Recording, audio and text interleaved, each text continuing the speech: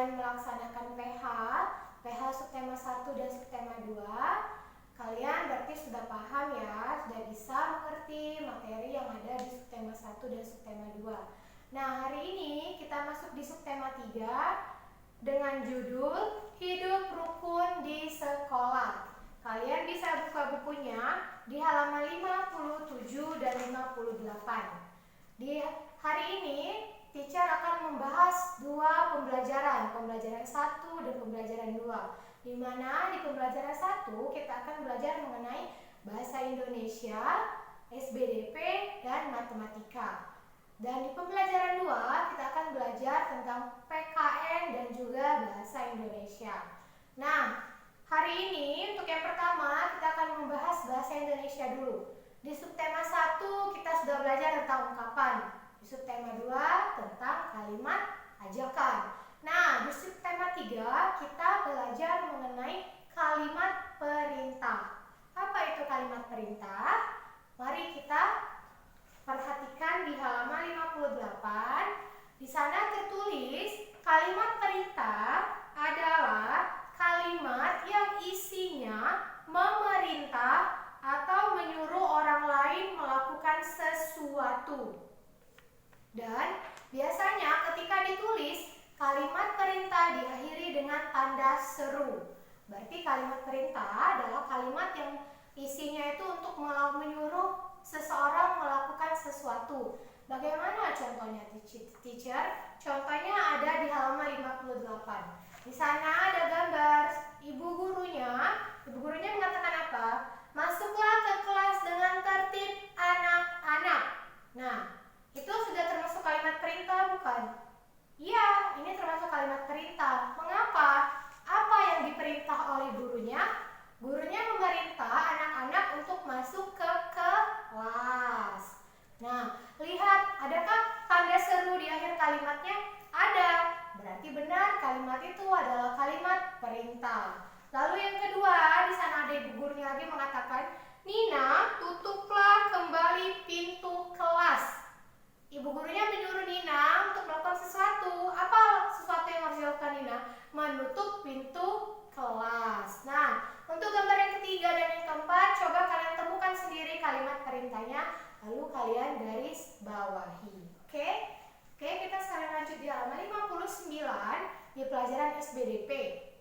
Di pelajaran SBDP kali ini kita akan mempelajari alat-alat mewarnai. Apa saja alat-alat mewarnai? Di sana ada 3. Yang pertama pensil warna, krayon, dan spidol. Dari ketiga alat mewarnai ini mempunyai fungsi yang berbeda-beda. Di sana disebutkan semua alat memiliki kelebihan dan kekurangan. Misalnya, warna krayon lebih cerah dibanding pensil warna. Namun, ujungnya lebar sehingga sulit digunakan di bagian gambar yang kecil. Jadi, ada berapa alat mewarnai? Ada 3. Yang pertama, pensil warna, krayon, dan spidol. Setiap alat mewarnai mempunyai kelebihan dan kekurangan masing-masing. Kalian jika mewarnai, sering menggunakan yang mana? Suka menggunakan yang mana? Itu terserah kalian. Tapi ingat, ketika menggambar harus mewarnai dengan rapi. Oke? Nah, sekarang kita lanjut di halaman 60. Ada pelajaran matematika. Kita diajak untuk menghitung bilangan, menghitung 2 bilangan dengan menggunakan cara panjang dan cara pendek. Teacher rasa untuk cara pendek kita sudah bisa semua ya, atau masih ada yang belum? Oke, untuk itu kita jelaskan, kita bahas bersama-sama ya. Di sana alat mewarnai Nina dan teman-teman bermacam-macam. Ada 146 krayon dan 217 pensil warna. Berapakah jumlah krayon dan pensil warna seluruhnya? Nah, berarti Nina tadi punya berapa? Krayonnya 146 krayon ya. Ini krayon. Lalu 217 pensil warna.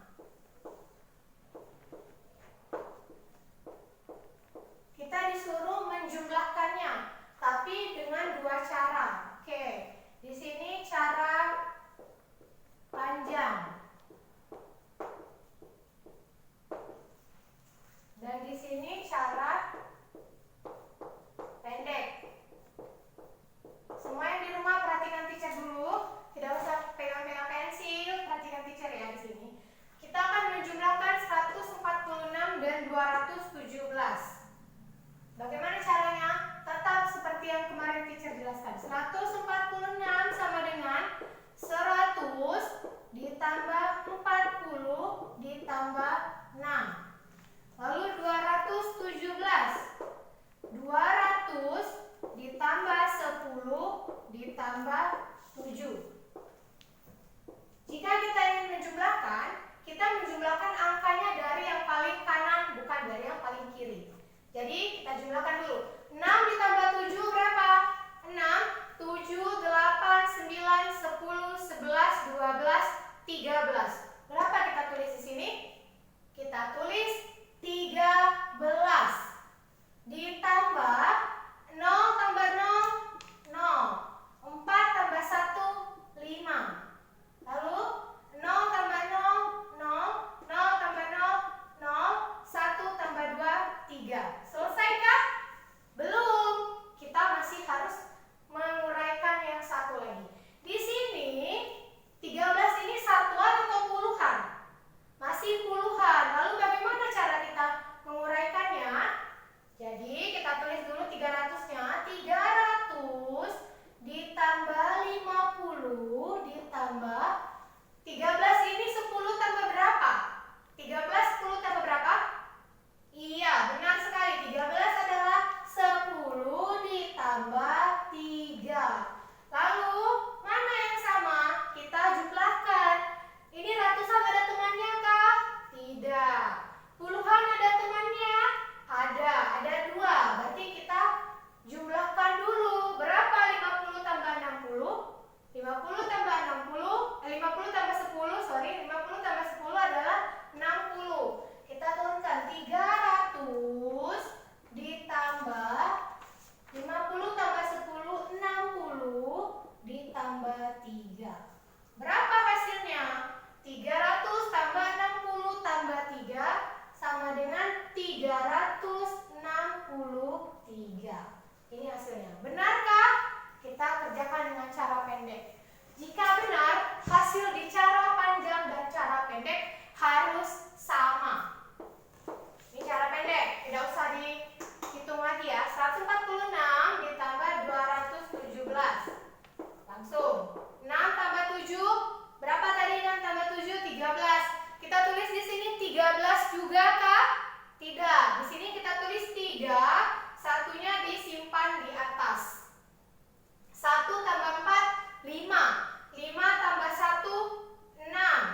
1 tambah 2, 3. 363. Sama tidak? Sama.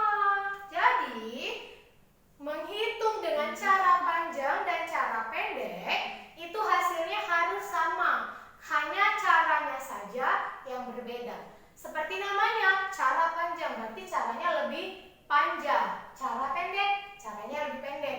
Mungkin kalian lebih senang menjumlahkan dengan cara pendek, tapi kalian harus mengerti dan paham bagaimana cara panjang, bagaimana menjumlahkan dengan cara panjang. Harus paham ya, harus kalian coba di rumah yang cara panjang ini. Oke?